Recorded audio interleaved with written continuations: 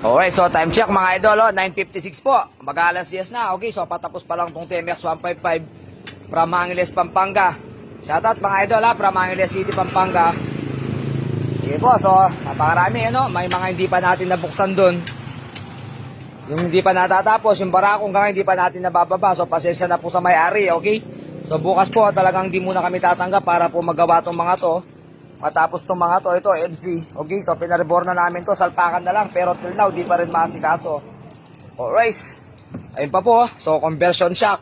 Front shock ng TMX 155, Euro 150, mga idol. Okay, so lahat po pagod. Time check, mag-alas 10 na, halos alas 10 na. Alright.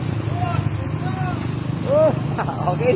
O, diyan mga idol nagsisigawan na yung mga tumadaan. Gabi na daw po, o gabi na talaga. Napakaangas Dealing Works sideboard, okay? Nulit po mga idol, bukas po di po na kami tatanggap ng walk-in. Dahil mga naka-schedule na, nabigyan natin ng schedule na matagal na, pasensya na po.